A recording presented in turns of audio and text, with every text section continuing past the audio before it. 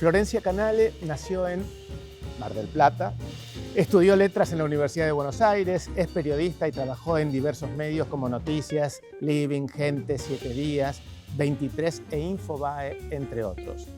Pasión y Traición, su primera novela, es un gran bestseller con más de 10 ediciones publicadas. Es autora de otros 7 éxitos editoriales. Florencia Canale se ha convertido en una autora ineludible dentro del género de la novela histórica que narra la intimidad de hombres y mujeres célebres del pasado argentino. Hoy, en el ciclo Verano Planeta 2021, estamos presentando este libro, La Libertina. Bienvenida, Florencia, ¿cómo estás? Muy bien, un placer estar aquí con vos otra vez. Otra vez. Verano Planeta. Cierto, fueron muchas veces. Fueron muchas.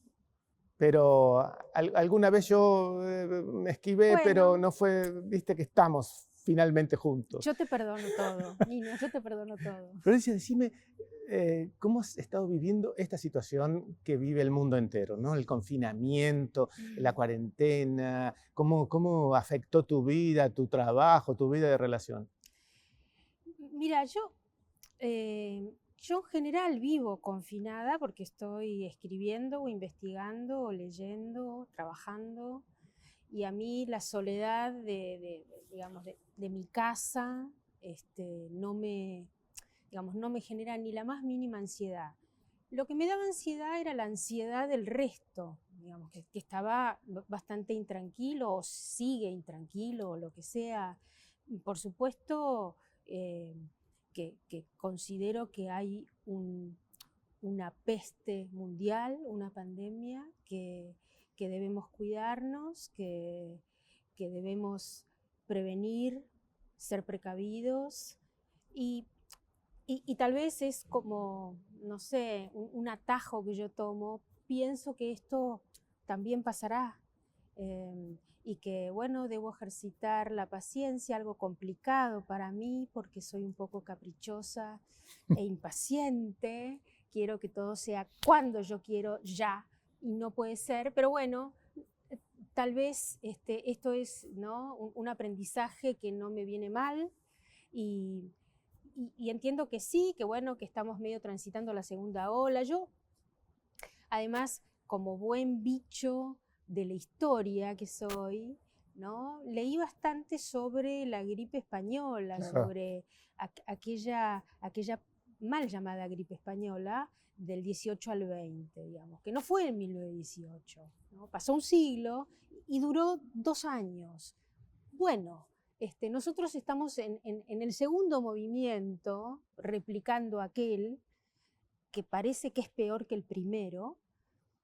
Y bueno, hay que agazaparse y esperar que pase por arriba y bueno, y seguir adelante, ¿no? ¿Trabajaste más? ¿Estuviste más metida y concentrada en lo que estabas escribiendo? Sí, sé que hubo muchas personas, muchos escritores que no pudieron escribir, que no podían leer, que digamos que estaban como paralizados. Y a mí yo creo que yo soy como una sobreviviente, como Madame Perichon. Y entonces me agarré de ella precisamente y me rescató, digamos. ¿Cuándo empezaste a escribir el libro? Yo empecé, digamos, el libro salió claro, ya estamos en el 2021. Claro. Salió en septiembre, pero yo empecé como un año antes, ¿no? Pero digamos, durante la cuarentena, durante este episodio, estabas escribiendo. A mí me agarró en el medio, claro.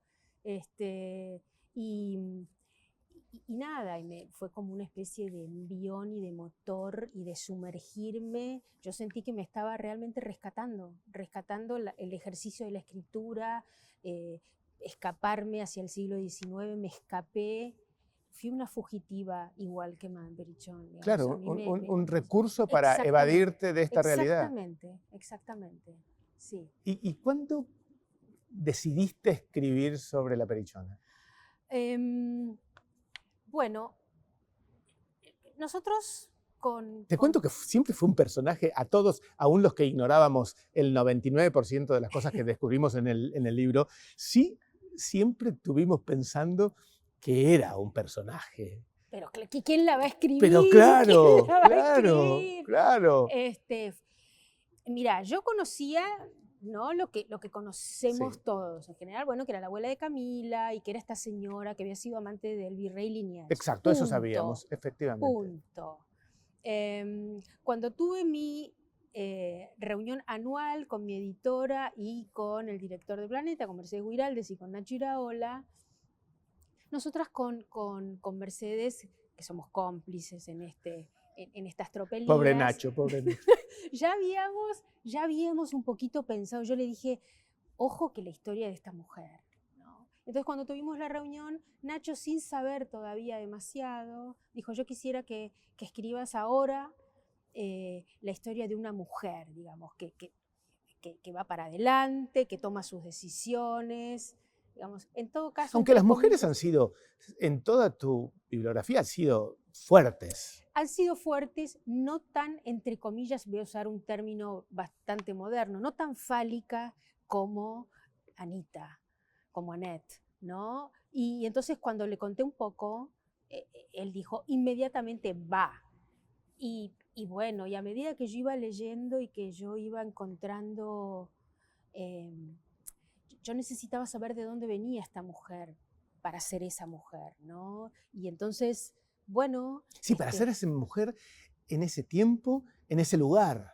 Pero, por favor, y en Buenos Aires, porque ella tenía una educación francesa que es absolutamente diferente a la educación española, que era lo que sucedía en esta colonia provinciana y negra, ¿no? Los colores negros de la corte española. Ya la nombramos de 3 maneras, Annette, Anita, la Perichona. Annette era su nombre. Annette Perrichon de Vendale de O'Gorman, ¿no? Se casa con el irlandés, con el comerciante irlandés Thomas O'Gorman, y desembarca toda la familia, su padre, su madre, sus hermanos, ella, sus pequeñines y Thomas, que llega después, en una Buenos Aires de fines del 18, bueno, ¿no? Llena de arcones con ropas y encajes y esclavos, digamos, una especie de no sé, de multitud que baja de ese barco ante una mirada bastante... ¿Cómo fue el periplo? Ella salió. El periplo fue, bueno, ella es una viajera constante, ¿no? A veces a su pesar y a veces, bueno, eligiéndolo. Ella nació en una colonia francesa, en el Índico, allá, cerca de África, en una suerte de paraíso terrenal, con padres franceses, claro. Entonces, bueno, esa mezcla, ¿no? De un animalito salvaje en el medio de la selva, entre comillas, con la civilización de fines del 18 francés, ¿no? La civilización francesa. ¿Y qué los decide a moverse de ahí? Los decide moverse porque sucede la situación que cambia el mapa del mundo, que es el derrumbe de la monarquía francesa, claro. La guillotina ¿no? por la que pasan María Antonieta y Luis XVI, y bueno, y entonces cae la corona, cae la monarquía, el antiguo régimen empieza a tambalear, y el padre de Anita...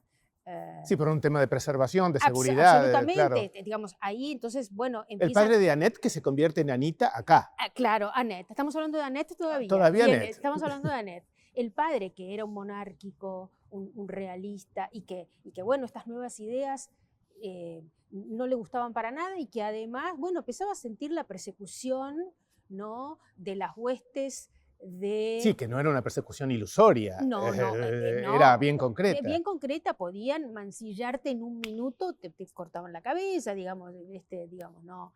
Entonces, bueno, el familión se muda, en principio a Tenerife, ¿no? Van mudándose, van escapando, entre comillas, o van buscando nuevos puertos donde llevar adelante los negocios, porque la casan a Annette, el padre la casa con un comerciante seductor, que le iba bien, Thomas O'Gorman, y que bueno, y que era un candidato interesante para agrandar los negocios de la familia en todo caso. Y eran comerciantes. Eran comerciantes, claro, todos comerciantes, y un gran encantador de serpientes, O'Gorman. ¿El nuevo marido o...? El nuevo marido. Sí. Un gran encantador de serpientes que, bueno, que promete mucho, tal vez cumple poco.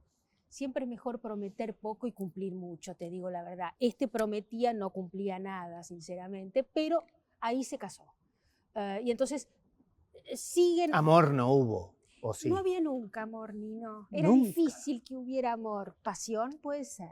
Pasión sí. Pasión La puede señora ser. demostró que era una señora apasionada Era con el tiempo. Era una profesional, que es otra. Era una mujer apasionada, sí, pero era Una profesional libertina. de la pasión.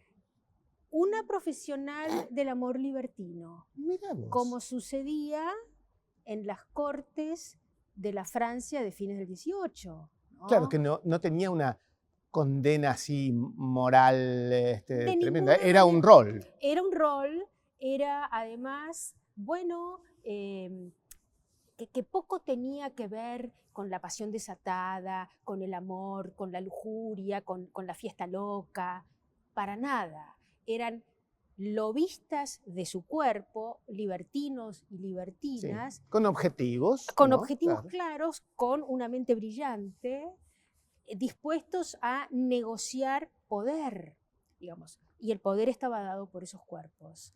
Y Annette podría haber sido una discípula perfecta de Madame Pompadour, que las había tantas, Sí.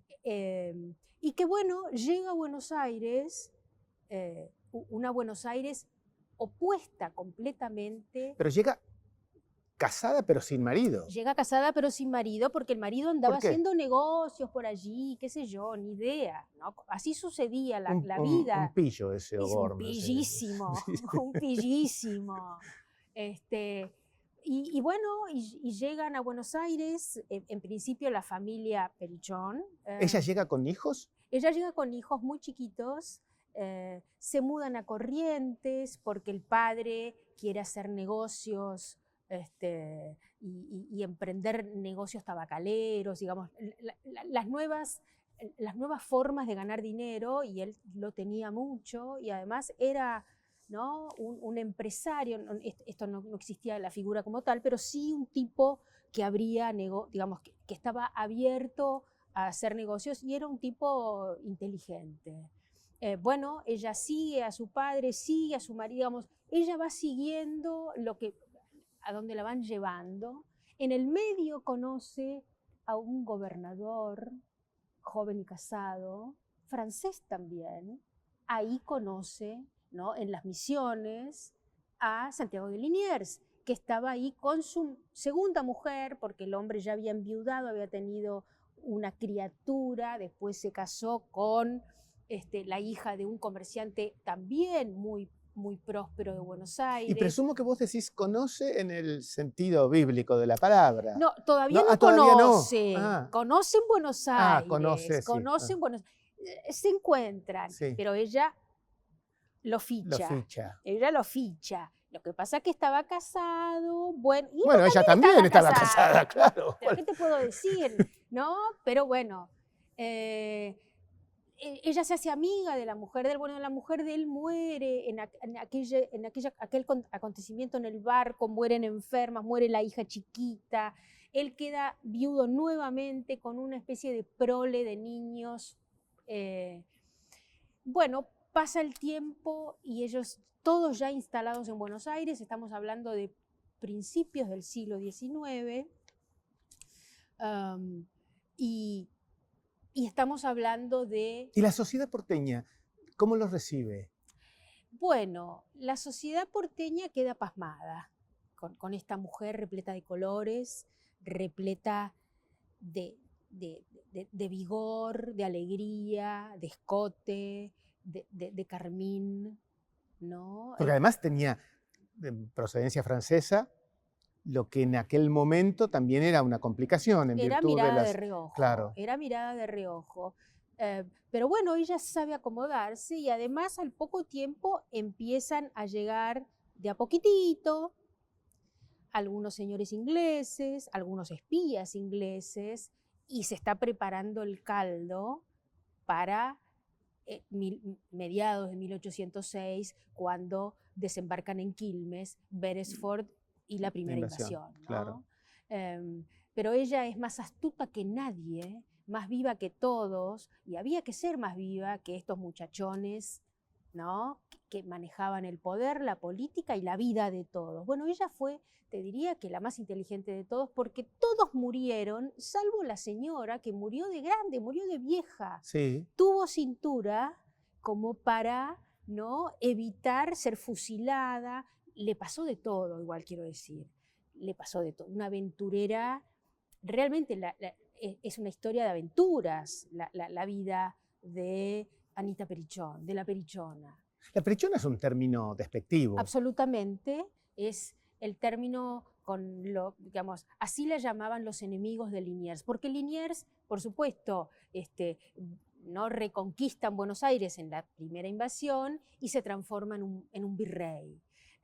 Y entonces, bueno, el pueblo lo adora y quien más lo adora es Madame. Ahí sí ya llegamos. Ahí llegamos. Al sentido bíblico de la palabra. Pero el problema es que Madame se calzaba las casacas, montaba a caballo y le gritaban virreina, y ella andaba aprovechando, haciendo uso y abuso del poder que significaba ser la virreina. O sea que no era algo escondido ni tramposo, digamos. No, Era tramposo, pero era a la vista de todo el mundo. Absolutamente. Seguramente provocado, además, por ella. Porque quiero decirte, además, que Liniers era un tipo... También después se le viene la negrura, y claro, ¿no? Porque con la revolución. Era francés, sí. Exactamente. Y además se lo acusa, digamos, Álzaga, que es el enemigo acérrimo, ¿no? Una de las fortunas más importantes de Buenos Aires en aquellos tiempos, empieza a tenerlo de entre ceja y ceja y lo quiere sacar del medio. Y además lo acusa de andar en tratativas con los emisarios de Napoleón, porque Napoleón quería meter la pata en Buenos Aires. También Buenos Aires era deseada, y no solamente por Inglaterra y España, sino que Napoleón Bonaparte, el dueño del mundo en ese momento quería desembarcar aquí también. O sea que en su guerra contra Liniers, Álzaga también habrá apuntado contra la Perichona. Obvio. Y además entonces es así que manda encomiendas y documentos y cartas a la corona española, porque diciendo el papelón vergonzoso. Claro, esto es este mamarracho, esta mujer mala vida, casi prostituta, que lo lleva por el pésimo camino al tarado mental de Santiago de Liniers. Hay que sacarlo del poder. Bueno, lo logra. Y después lo logran tanto que lo fusilan a Liniers. Mientras tanto, Mr. O'Gorman. Bueno, si te he visto no me acuerdo. Mr. O'Gorman tiene un momento de gloria con Beresford y los muchachos, porque ahí anda en componendas, porque además no solamente era tomar el territorio, era hacer negocios, el asunto de los ingleses, y era hacer negocios por debajo del poncho, quiero decir, ¿no? Popham, que en realidad era el dueño de la invasión, que la había hecho a pesar del Foreign Office, digamos. El Foreign Office no le había dicho, vamos para allá. El tipo ¿no? Otro aventurero dijo, vamos hacia Buenos Aires y vamos por todo. Y ahí va Beresford. Y entonces, bueno, aquí había, por supuesto, desde antes James Burke, un espía inglés, White, también otro transfuguín, te diría, inglés. Bueno, y entre todos estos tipos andaba O'Gorman metido, viendo qué rédito podía sacar, y sacó bastante. En todo caso, cuando termina mal la primera invasión, el tipo mete pies en polvorosa, sube al barco y raja. Sí. Se despide, si te he visto no me acuerdo, Annette de mi vida, un poquito de lágrimas de Annette, se acomodó el vestido y dijo, yo sigo, ¿no? Por eso digo una sobreviviente, ella.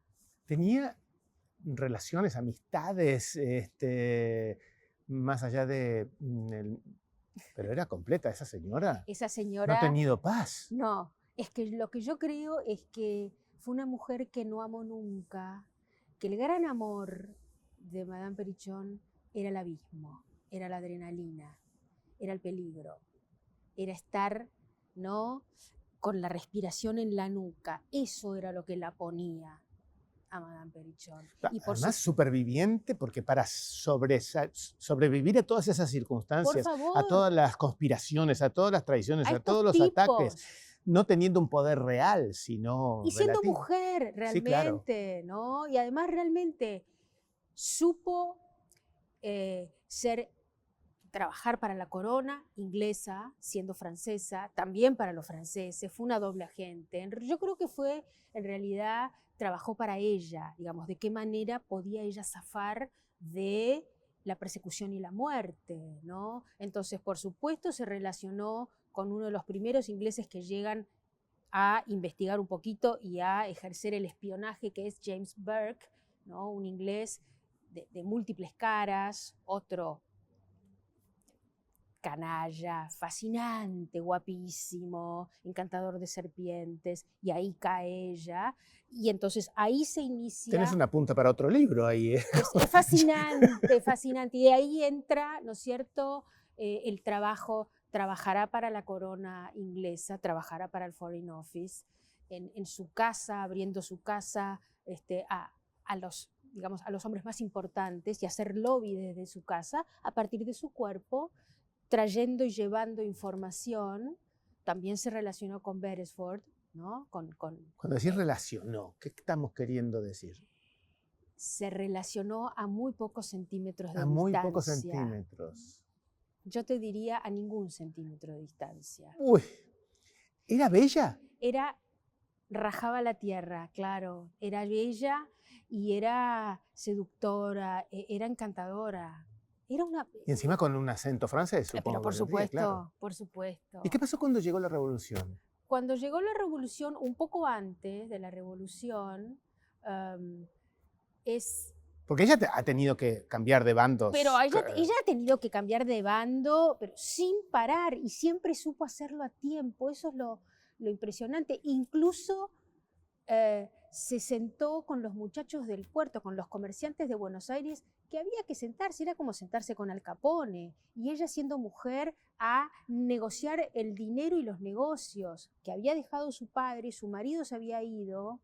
Esto no lo hacían las mujeres. Las mujeres no manejaban dinero, no manejaban negocios, no trabajaban, digamos, este tipo de mujeres, ¿no? Con una posición, digamos. Y si no hubiera sido mujer, obviamente era un prócer en este país. Era virreina, claro, era algo. Era algo, claro, sí. Pero claro, y entonces, bueno... O presidente de la nueva junta. Claro, claro. Bueno, Liniers, cuando ya empieza a estar en franca caída, pareciera que se entera de algunos amoríos que ella lleva adelante. Y no le cayó bien. No, le cayó pésimo. Le cayó mal. Aunque también uno puede pensar, por ahí la quiso salvar, y la subieron a un barco y la mandaron a Río de Janeiro. El problema es que en Río de Janeiro estaba la corte lusitana, ¿no? Perdón, ¿acusada de qué? ¿De conspiración? De conspiración, bueno, realmente andar conspirando con los ingleses, y además andaba conspirando, yo creo que siente el ego herido el virrey, porque ella había andado revolcándose por ahí con los señores. Sí. Generalmente a los hombres no les gusta... No. Generalmente no. Y además, Liniers era un hombre, fíjate vos, muy religioso. Ah, mire usted. Sí, muy religioso, muy... Bueno, no está muy alejado de la hipocresía, ¿no? La religión muchas veces. Ella lo dio vuelta. Claro. No quiero decir cosas que no debo decir a esta hora ni por este canal. No, pero no hay nadie que no te contame. Pero quiero decir, seguramente ella lo amó como ninguna. Y entonces, y él quedó... Amó entre comillas. Sí. Entiendo. Y él quedó tarado. Bueno, no es poca cosa para claudicar a esos encantos. Dejarse someterse ante la desmesura de la pasión es fascinante, ¿no? Me imagino que sí. Es fascinante. Bueno, ¿y qué pasó en Río? Y en Río, bueno, estaba la corte lusitana, la de Portugal, Sí, absolutamente barroca, sí, desmesuradísima claro. también, fascinante, y ella cae ahí. Ella cae muy a su pesar, no quería irse de Buenos Aires, pero en 1 minuto y medio se armó una casa, se armó unos cómplices, ahí estaban algunos criollos que también conspiraban, que iban y venían, los Rodríguez Peña, Pueyrredón, Juan Martín y el hermano. Había muchos muchachos que además estaban un poquitito tentando a la infanta Carlota Joaquina, a la mujer del príncipe portugués, de que se transformara en una suerte de nueva reina o de infanta o regenta en esta Buenos Aires que empezaba como ¿no?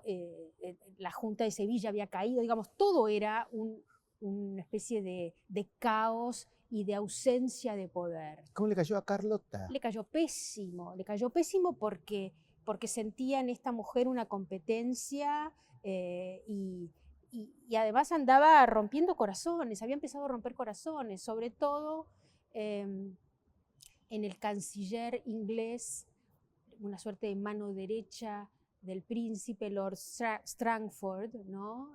Que también cayó. No sé si cayó uno y otro, digamos. Ahí había realmente paridad en el deseo. En distintos tiempos, se supone. Absolutamente, ¿no? Bueno. Digamos, no es que ella cayó, digamos, Madame Perichón, cayó sometida ante el galanteo. Ahí había Al revés. un baile absolutamente equilibrado y justo. ¿Y con qué recursos contaba ella para vivir allí, para meterse en las cortes? Bueno, tenía dinero. Tenía dinero. Claro, tenía dinero. Era una mujer que tenía dinero, tenía propiedades en Buenos Aires, alquilaba algunas propiedades, recibía su dinero. Ella manejaba su dinero, también una cosa rarísima. Pero bueno, Carlota la rajó de Río de Janeiro. ¿Y que volvió otra vez a Buenos Aires? Tampoco la querían en Buenos Aires. Pobre Estuvo mujer, ¿qué le cerca de pasó? un año en alta mar, de una costa a la otra.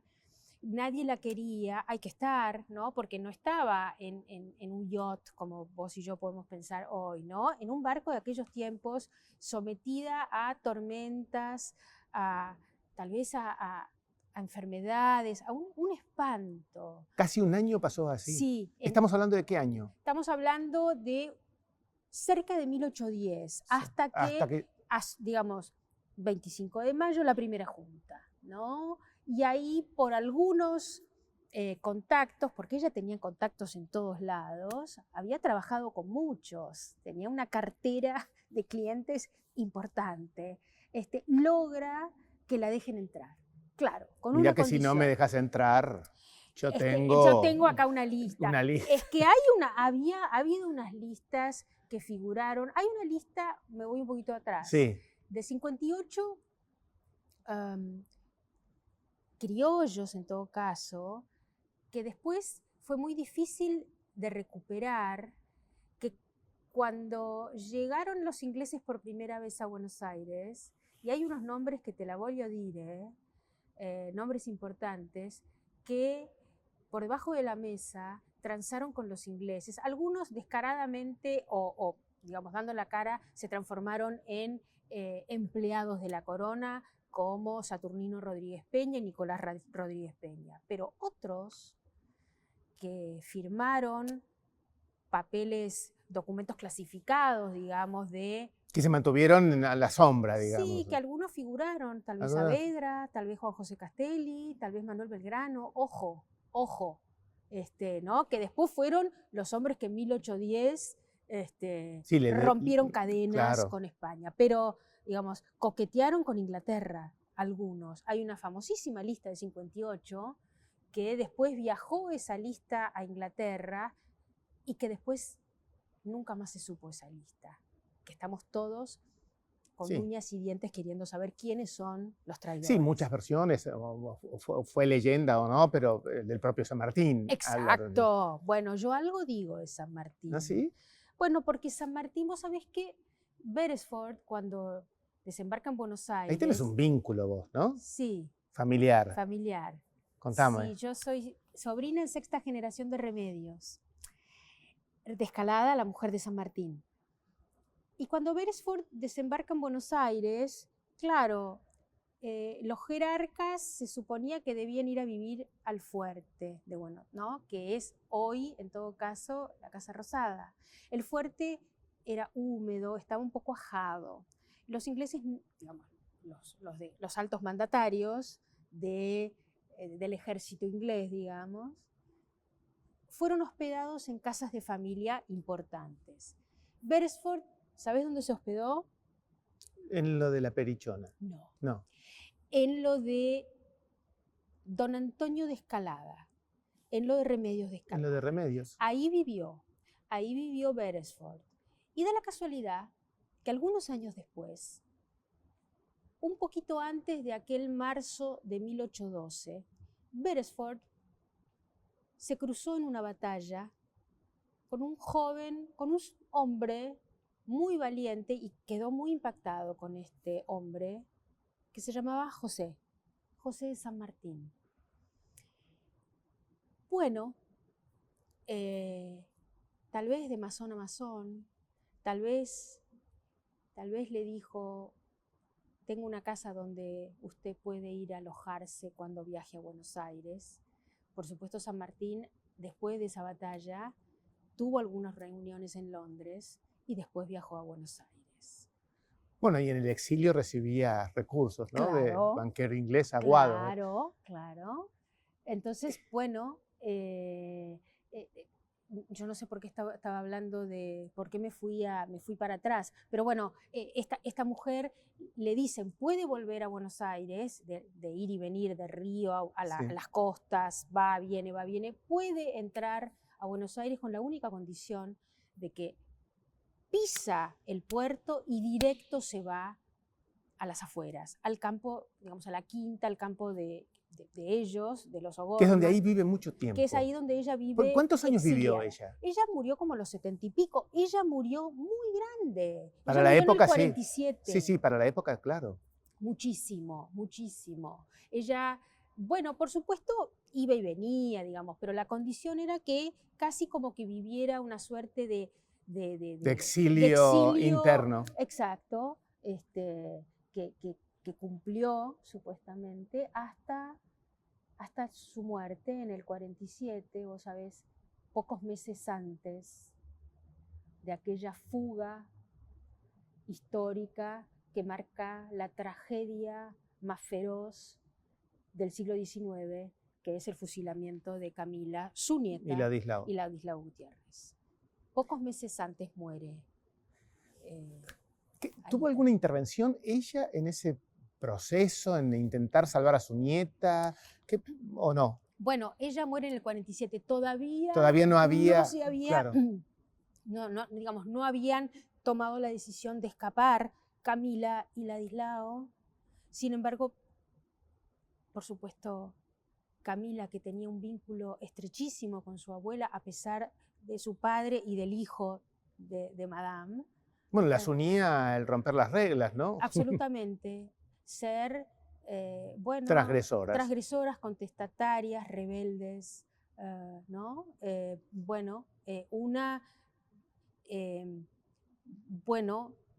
A una le salió mejor, la otra no pudo, ¿no? La jovencita no pudo. Decime una cosa, siempre pregunto cuando estoy contigo, ¿cómo haces, hablando de épocas y de historias, para investigar, para desarrollar, para tener detalles, para no errarle, lo cual sería muy obvio y es un riesgo que se tiene cuando alguien escribe sobre la historia y en otras épocas? ¿Qué certezas, qué recursos tenés vos para asegurarte de lo que estás escribiendo es al menos verosímil? Yo investigo mucho y trabajo con un historiador desde mi primera novela, Diego Arguindegui. A quien maestro de maestros, a quien consulto, él, digamos, me recomienda, él me sugiere esto, lee aquí, allí, y que además realmente estamos los dos de acuerdo en que hay límites en este género y los tenemos muy claros los dos. Inventar y no tener... Yo tengo una imaginación bastante incendiada, pero digamos, está la frontera de no, el disparate no, o inventar cualquier cosa no, en función de la trama, en función de Entiendo. de ninguna manera. O sea que tu parte de imaginación está para aquel bache que haga verosímil una liazón narrativa, Exacto. pero que no pueda ser imposible ni en la época, ni en el momento, ni en el... Absolutamente, absolutamente. Está, digamos, intento tener todo bastante documentado, no sé, desde desde la topografía de los distintos territorios que yo voy, ¿no?, transitando, a, bueno, las costumbres, las prácticas, los actos sociales, políticos y Sí, sí, humanos. la vida cotidiana. Exactamente, Y exactamente. después de publicado, ¿seguís recorriendo, corrigiendo? Ay, ¿por qué no puse tal cosa? Bueno, vos sabés que, por ejemplo, el asunto de de Beresford, Sí. que está aquí, ¿no?, en lo de Escalada y lo de San Martín, yo me lo enteré escribiendo esto y dije, pero... ¿Cómo no lo tuviste para el otro libro? Exactamente, Claro. exactamente. Entonces, a veces tengo como el changüí o la posibilidad de corregir ya más adelante, ¿no? Seguramente seguiré corrigiendo, agregando, poniendo y sacando. Yo ya empecé a escribir mi próxima novela. Ya vamos a hablar. Y entonces seguramente ajustaré cuentas. Estoy todo el tiempo ajustando cuentas. En tus libros, las mujeres son personajes fuertes, aun cuando estés hablando de Belgrano o de Rosas. Sí, sí. Las mujeres tienen un protagonismo muy, muy, muy fuerte. ¿Es buscado, lo sentís? ¿Esta es una bandera feminista? No, digamos, no fue una elección por la tendencia o por las nuevas prácticas feministas de ninguna manera. Digamos, en general, a la hora de elegir una historia que contar, lo interesante es que esas vidas de las que yo voy a hablar sean vidas potentes, ¿no? Seguramente también con contradicciones y con claros oscuros y con fragilidades de varones y de mujeres. Seres humanos. Exactamente. Da la casualidad que hablar de San Martín también es hablar de Remedios, hablar de Belgrano, también es hablar de algunas mujeres, ¿no?, de Pepa Escurra, Claro. de algunas más, hablar de Juan Manuel de Rosas. ¿Cómo no vamos a hablar de Encarnación? Que Encarnación, claro, es la primera política, entre comillas, en el espacio público, y que era bravísima Encarnación. Y todos han tenido mujeres, porque me parece que, claro, era un momento difícil, pensándolo desde esta perspectiva, era un momento difícil para las mujeres, principio del siglo XIX, o el siglo XIX entero era difícil, tomar decisiones, luchar por ideales, pero algunas, con más o menos incomodidad, hicieron lo que pudieron. Algunas, digamos, Remedios de Escalada no se casó con el candidato que sus padres le habían impuesto. Se casó con este hombre que llegaba a las costas porteñas y que quedó encandilada y que logró, pataleo mediante, casarse con él. Después no le fue muy bien, pero quiero decir... No, además permanecieron separados. ¿Cuánto tiempo? Estuvieron juntos, yo te digo, no creo que 8 meses contando los días, no estuvieron juntos casi nunca. Alguna vez sí, porque tuvieron una hija. Pero con un rato les alcanzaba. Pero les alcanza un par de horas, sí, minutos. Pero digamos, algunas pudieron, ¿no?, ir detrás de lo que querían y pelear mejor o peor por esos ideales. Otras no pudieron. Bueno, y otras, aún habiendo podido, la historia las silenció. Absolutamente, absolutamente. Está lleno de historias que yo todavía tengo ganas de contar, más chiquitas o más grandes, de mujeres realmente fascinantes, fascinantes, porque, bueno, porque escribieron, pienso en Juana Manuela Gorriti, ¿no? Hay tantas bueno, que sí, que por supuesto esos apellidos rimbombantes de nuestra historia política del siglo XIX eran propiedad de los varones, pero también había algunas mujeres, seguramente en segundo plano, ¿no? Pero que se las Que traían. hicieron lo suyo. Sí. ¿Y alguna puntita de la nueva novela? No digo mucho, ¿viste? Eso, pero un poquito. Bueno, quiero decirte que ya empecé a escribir, que escribí el prólogo. ¿Escribiste el prólogo ya? Ya, escribí el prólogo. Eso es un alumbramiento, ¿no? Escribí el prólogo y todavía me pone piel de gallina porque es una historia muy fuerte, no quiero decir mucho más, y que en ese prólogo anuncia lo que vendrá y por supuesto es una mujer también, una mujer, digamos, en relación a algunos varones, ¿no? A un varón. Pero además es interesante lo que se juega en ese momento y en esa situación con esa mujer. Vos decís, me llama mucho la atención que estás hablando de que escribiste el prólogo y que te conmueve, que te pone la piel de gallina. ¿Qué pasa cuando estás escribiendo? ¿Para vos es un sufrimiento, es catártico, es un placer? ¿Qué te produce? Es un placer absoluto. Igual pongo mucho en juego, Nino. Seguramente pongo mucha pasión y necesito que esas palabras, que ese texto esté vivo. Si no hay eso, están todos muertos ahí, ¿no? Todos esos personajes que por supuesto están muertos en la vida claro. real, pero yo digamos que para que eso suceda, yo pongo mucho y por supuesto padezco, sufro, lloro. Yo te digo que cuando escribí ese prólogo, en algunos momentos, seguramente pongo mucho de mí, aunque esto no lo digo, seguramente, pero bueno, si a mí me pasan esas cosas cuando yo lo escribo, seguramente al lector también. Después sí. O por lo menos a los que se sientan identificados. Sí. Y la lejanía, la historia te preserva de, bueno, de entredichos, de polémicas, había grietas, pero están tan alejadas.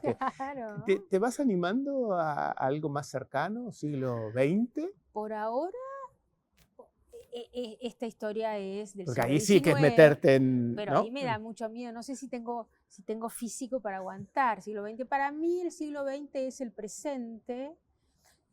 Yo te diría que podría hablar del siglo XX hasta la década del 30. Por supuesto, apagamos las luces, las cámaras y hablamos como lo hacemos tanto todo el tiempo, porque por supuesto tengo opiniones y tengo pensamiento al respecto del presente y no soy... Una novela hasta el 30, ¿por qué no en nuestra ciudad? Sería, ¿no? Sí. Porque ahí además se juntaba el patriciado de este país, así que ahí historias debe haber muchas, en la Belle Époque, en la Biarritz Argentina. Pero claro que hay. ¿No? Claro que hay. Y están ahí, latentes, y seguramente además también, seguramente algún familiar mío podría haber estado metido ahí en esas, ¿no? En esas historias. Los familiares de la señora que están escuchando no tiemblen. No, están muertos.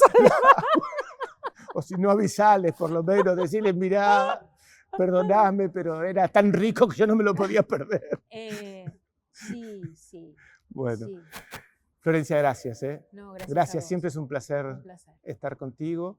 y que te vaya muy bien y que la próxima novela sea tan exitosa como las anteriores. Y que las presentemos en Mar del Ojo, Plata. en Mar del Plata, dale, de presencial verdad. con público. Exacto. Bueno, gracias Un otra placer, vez. gracias. Gracias a ustedes por estar en esta nueva entrega, en esta nueva charla del ciclo Verano Planeta 2021. Gracias por estar allí. Nos vemos en la próxima.